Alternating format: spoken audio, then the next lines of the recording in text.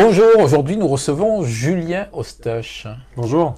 Bonjour, je voudrais vous remercier d'avoir répondu favorablement à notre invitation. Voilà, pour notre interview du mardi, tous les mardis depuis 8 ans. Eh ben, merci de m'avoir invité. Voilà, soyez le bienvenu. Donc vous êtes le président cofondateur d'Enerfip. Exactement. Donc je présente financement participatif pour les énergies renouvelables. Vous êtes le leader en France et en Europe. Vous êtes montpelliérain, l'entreprise est montpelliéraine. Vous avez fêté vos 10 ans il y a quelques jours. Vous avez des filiales à Madrid, à Milan, à Amsterdam. Vous avez passé les 550 millions d'investissements. C'est marqué sur votre site en gros. Vous avez 50 000 investisseurs. On peut investir dans l'énergie renouvelable sur votre site à partir de 10 €. Voilà, on a droit à des obligations. C'est ça. Et il y a un rapport entre 7 et 9% par an et on intègre votre team d'investisseurs pour un contrat entre 1 et 5 ans. Exactement, vous avez tout dit. Est-ce que vous pouvez rajouter quelque chose pour compléter ma présentation? Oui, peut-être dire ce qui constitue déjà un peu l'ossature et le cœur de l'entreprise, ce sont les 45 personnes qu'on a rassemblées autour de cette idée, comme vous l'avez dit, il y a 10 ans maintenant. Et donc, on est 45, à peu près une bonne trentaine qui sont ici sur le bassin montpelliérain. Donc, on est très content aussi d'avoir créé des emplois sur le territoire. Et donc, avec des gens qui sont aussi maintenant à l'international. Et ça nous plaît beaucoup cette idée de permettre à des Européens où qu'ils se trouvent d'investir dans la transition énergétique, quel que soit l'endroit où se trouvent les projets cibles. Voilà, c'est un peu ça notre objectif final, c'est être un outil pan-européen d'investissement dans ce secteur et permettre à chacun, à chacune de savoir où va son argent et à quoi il va servir, parce que c'est vrai que sur les solutions un peu conventionnelles, on ne sait jamais trop où va notre argent. Là au moins c'est très transparent et très clair. D'accord. Donc vous êtes grenoblois, vous avez fait vos études à Montpellier. Oui. Vous êtes là depuis 2005. C'est ça. Vous avez 42 ans, vous aimez le sport, beaucoup de sport, mais en particulier le crossfit. C'est ça, exactement. C'est quoi le crossfit? Alors c'est marrant, c'est un sport qui existe maintenant depuis un petit moment et c'est un sport qui nous vient des États-Unis et c'est un mélange entre de l'haltérophilie, de la gymnastique et des sports un peu plus cardio comme le rameur ou le vélo. Et donc lorsque vous faites du crossfit, vous faites un peu tout ça. D'accord. De C'est complet, c'est complet. C'est très complet et surtout, en ce qui me concerne moi, ça me défoule beaucoup parce que c'est très intense. Ça prend pas trop de temps, c'est 3/4 d'heure, 1 heure un maximum. Et après ça, vous êtes rincé et vous êtes bien, quoi. Vous en faites tous les jours? Quasiment, ouais. D'accord. Dans un club ou chez vous? Non, je me suis aménagé un petit espace chez moi pour pouvoir faire ça directement. C'est plus simple et ça rentre plus facilement dans l'agenda parce que mine de rien, c'est pas facile d'avoir ce créneau de sport et de bien s'organiser. D'accord. Donc avant de passer aux questions, la une du 1102, du numéro 1102 de la Glorieuse. Donc on vient sur le sujet là qui intéresse tous les Montpelliérains. Que cachent les dessous de l'enquête de l'opinion? LFI contre le PS, la guerre des territoires a commencé. Voilà, en vue des prochaines municipales. Voilà, alors ensuite on revient sur la balade de Michael Delafosse à Limoges. Et donc ce qu'il a dit, il a dit en particulier que c'était lui qui avait célébré le premier mariage gay, ce qui n'est pas tout à fait la vérité, mais bon. C'était à Bordeaux, non? Non, c'était à Limoges, là, ce week-end. D'accord. Ensuite, il y a eu Bordeaux. Je ne sais pas s'il allait à Bordeaux. Il y a eu quelque chose à Bordeaux aussi. Non, je veux dire, c'était pas l'ancien maire de Bordeaux qui avait fait la première célébration oui, alors oui, c'est vrai. J'ai son nom, mais... Oui. Ma mère, Noël Mamère. Noël Mamère, exactement. Voilà. On revient sur la social-démocratie en mode foire au vin de rentrée et sur le rachat du club de Béziers aussi, en rugby. Il vient d'être racheté par un consortium nouveau-zélandais et irlandais. Ah ouais. Voilà, ça va amener du sang neuf dans le rugby languedocien. Béziers en a bien besoin. Et on revient sur un moment un peu triste, sur l'enterrement de Pierre de Dieuzer, le maire de Vendargues. Dernier tour de piste en calèche. Voilà.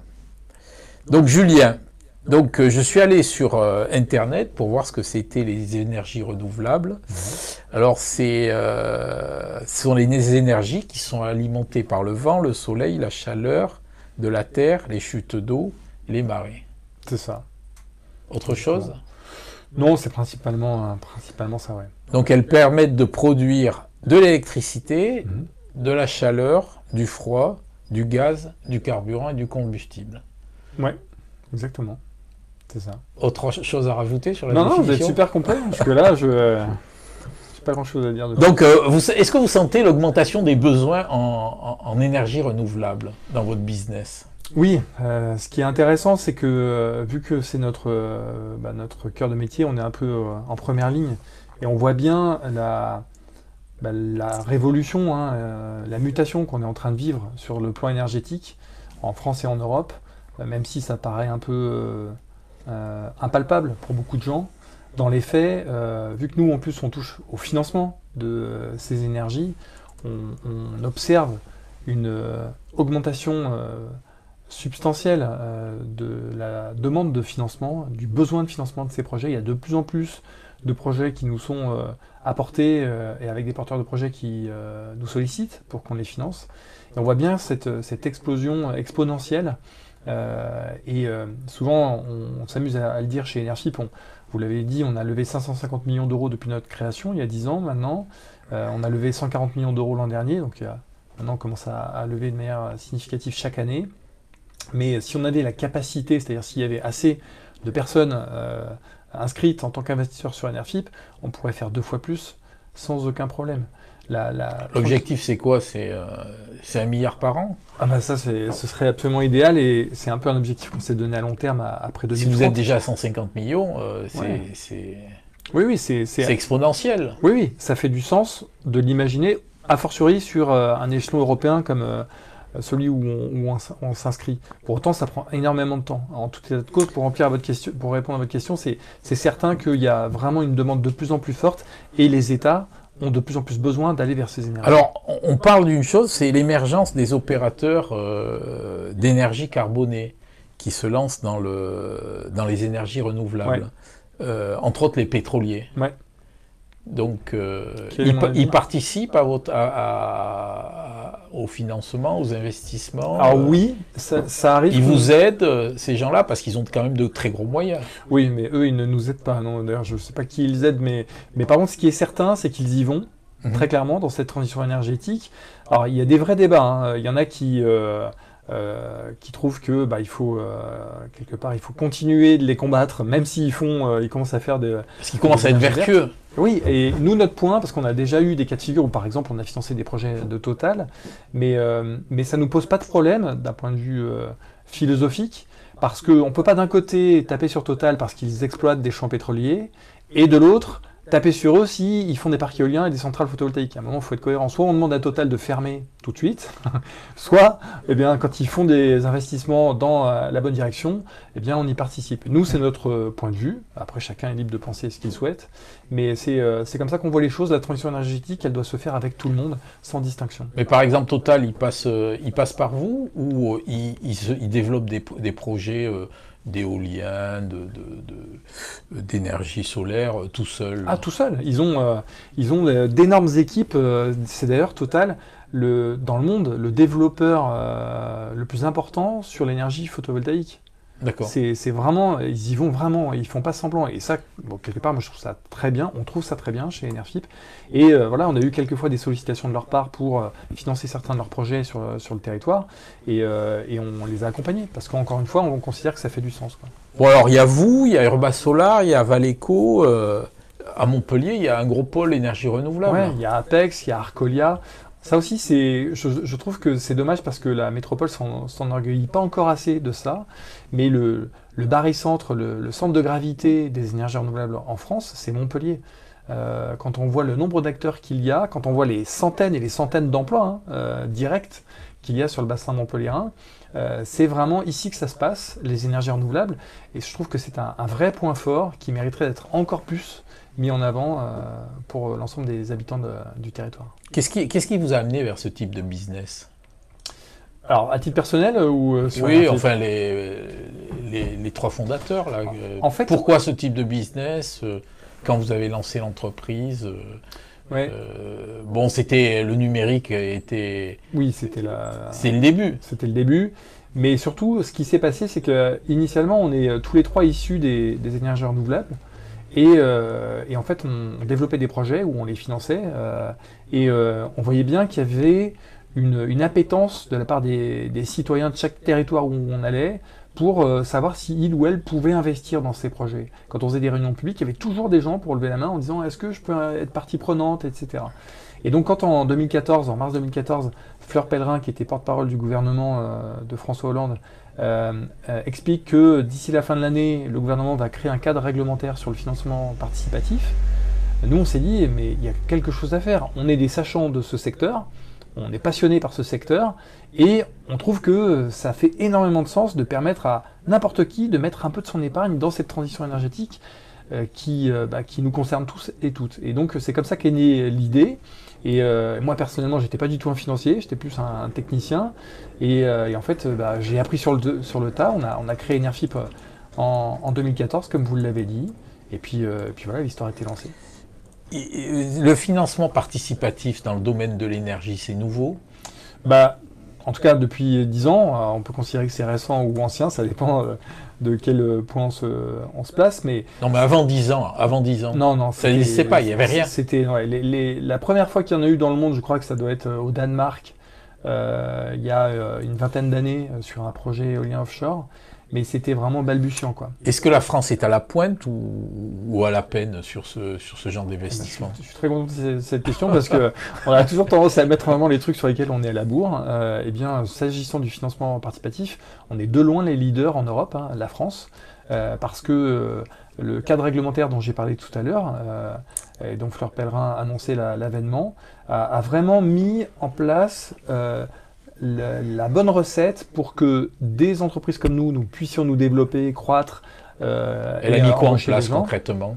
Une loi qui est sortie le 1er octobre 2014 et qui était assez protectrice des investisseurs pour qu'ils ou elles soient sur un cadre à peu près sécurisé, mais aussi permettre à des entreprises de se développer avec la possibilité de faire des levées de fonds assez significatives et donc d'avoir une rentabilité économique. Et donc c'est ce qui fait qu'aujourd'hui, si vous regardez à l'échelon européen, quel que soit le secteur, l'immobilier, les PME, les énergies renouvelables, le leader est systématiquement une plateforme française. Et ça, c'est quand même quelque chose dont on peut s'enorgueillir parce que le financement participatif, c'est vraiment un produit d'avenir. Tout récemment, Mario Draghi, dans son rapport qu'il a rendu à la Commission européenne, en substance, il ne parle pas du financement participatif, mais il explique qu'on a une masse d'épargne très conséquente en Europe et que malheureusement, elle peut pas circuler de manière fluide pour financer nos projets. On va revenir. Et pourquoi mettons tant de temps? Parce que d'un côté, on est leader en matière d'énergie renouvelable et financement participatif, et d'un autre côté, on met énormément de temps. Je crois qu'on met 2 fois plus de temps que la moyenne des Européens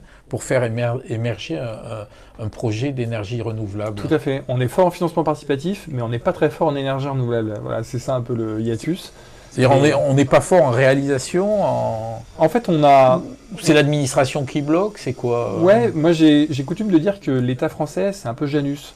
D'un côté, il est favorable aux énergies renouvelables et il met en place des vrais objectifs, des lois qui vont plutôt dans le bon sens.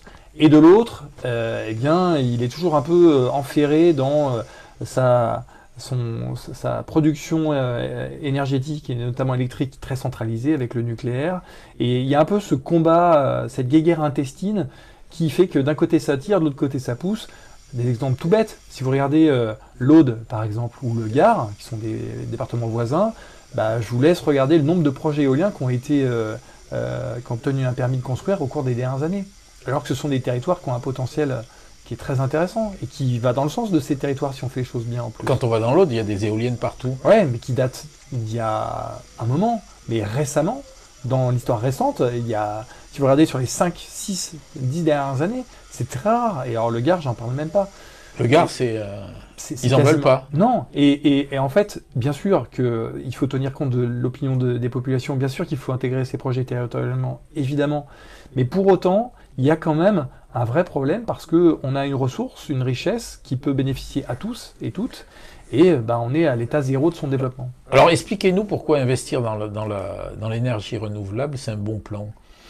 Alors c'est un bon plan déjà sur le plan pragmatique et pratique, c'est que, vous l'avez redit, hein, les taux d'intérêt qu'on propose vont de 7 à 9% brut par an, donc c'est plutôt des rendements qui sont performants. Évidemment, le risque zéro n'existe pas, hein, donc on dit à tout le monde de ventiler sur plusieurs projets quand vous investissez sur Enerfip. Et puis, on est sur des maturités assez courtes, de 1 an à 5 ans. Grosso modo, vous choisissez les projets sur lesquels vous voulez investir. Ils ont une durée d'investissement qui va, comme je l'ai dit, de 1 an à 5 ans. C'est pas trop long. C'est-à-dire qu'on va sur un site internet, mettons qu'on ait 1 000 € à investir. Vous allez sur enerfip.eu. On choisit un projet. Vous avez plusieurs projets et parmi ceux-là, vous choisissez celui ou ceux qui vous plaisent. D'accord. Et vous investissez à partir de 10 € la somme de votre choix. D'accord. Donc voilà, c'est assez facile et assez fluide. Surtout, vous savez où va votre argent et à quoi il sert. C'est ce que je disais tout à l'heure et ça, c'est quand même très marquant. C'est un atout du financement participatif. Et en plus de ça, ce qui est intéressant, c'est que vous financez des choses qui ont du sens. Et votre épargne adresse des choses qui vont dans le sens de l'intérêt collectif. Donc en gros, on gagne 2 fois plus que le livret A. Oui, si on ne tient pas compte de la fiscalité, il faut enlever la fiscalité, la fameuse flat tax, hein, le prélèvement forfaitaire unique, qui est de 30%, mais voilà, ça reste quand même bien plus conséquent que le... Et si on prend un contrat, par exemple, de 5 ans, au bout de 5 ans, on peut retirer ces 1 000 €. Voilà, vous avez votre capital initial qui est remboursé, et entre-temps, chaque année, vous avez touché les intérêts relatifs à votre investissement. D'accord. Ouais. Et on peut choisir ses projets. Si on est par exemple anti-éolien, on peut cocher la case je veux pas je veux pas de projets éoliens. Et voilà. Vous choisissez que les projets qui ne sont pas des projets éoliens, c'est votre droit. Il y a des gens parmi nos investisseurs qui ont fait ce choix et c'est leur droit le plus absolu. Mais voilà, l'intérêt c'est que vous puissiez vraiment être un peu plus acteur de la destinée de votre épargne et de votre argent et de ce à quoi il va servir. Est-ce qu'aujourd'hui vous sentez un attrait particulier pour les investissements qui font sens? Ouais, très clairement, et souvent aussi, on a l'habitude de le dire chez Enerfip, il y a notre développement à Enerfip, il s'appuie aussi, bien sûr, sur la transition énergétique, comme j'ai dit, qui est sur une croissance exponentielle, mais aussi sur cette dynamique sociétale où de plus en plus, on est nombreux à vouloir savoir d'où vient le produit que j'achète, d'où vient, je sais pas, la pomme que je vois sur l'étal et que je vais manger. Mais ça s'applique aussi aux produits d'épargne. Et donc, on est un peu pris aussi dans cet élan, dans cette vague-là, et on le voit bien, de plus en plus de gens viennent sur Enerfip parce qu'ils veulent une réponse concrète à cette question. Bon, en Europe, il y a 35 000 milliards d'économies, d'épargne. Ouais. Et vous faites quoi pour draguer cette épargne?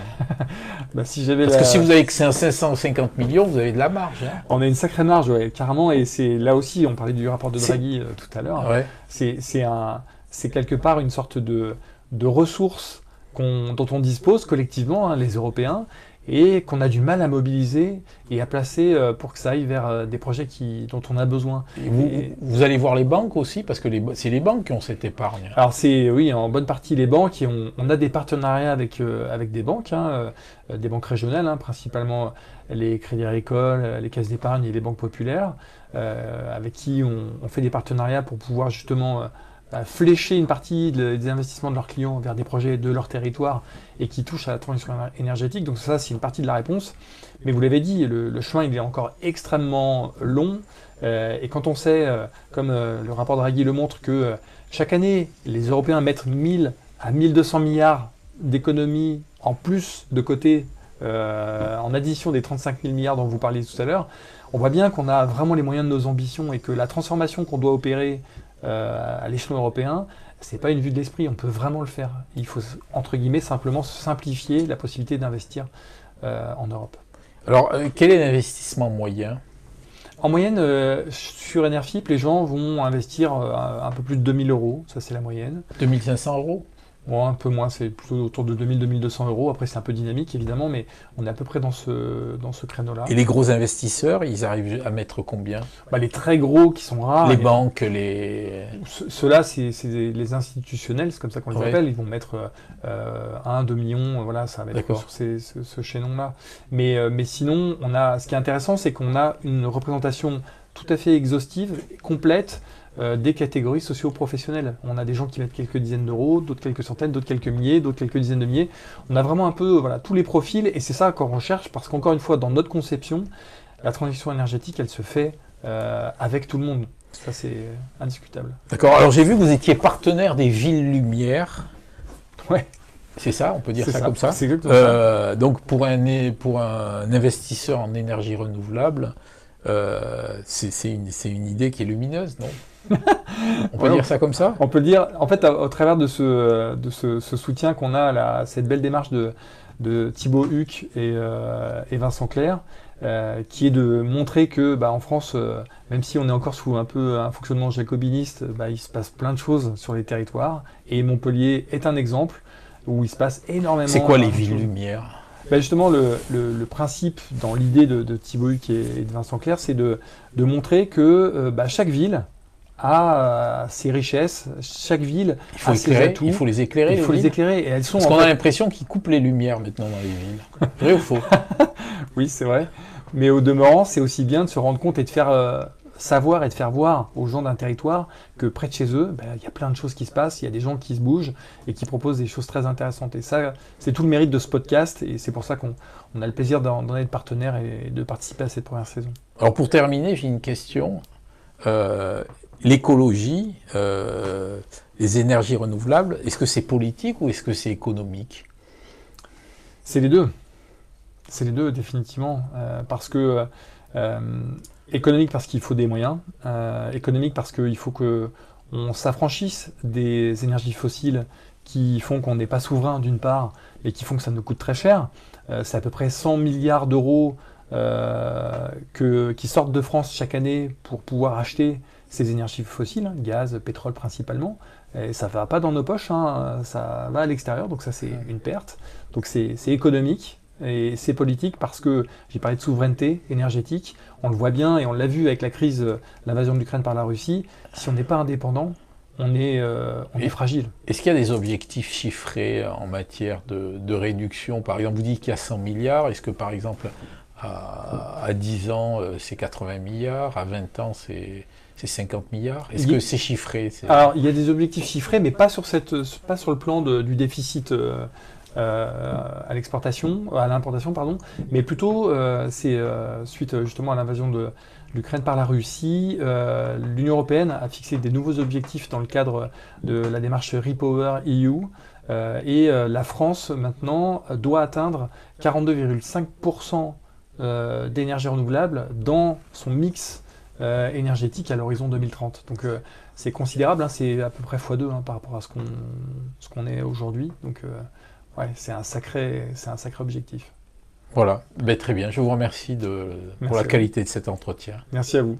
Merci.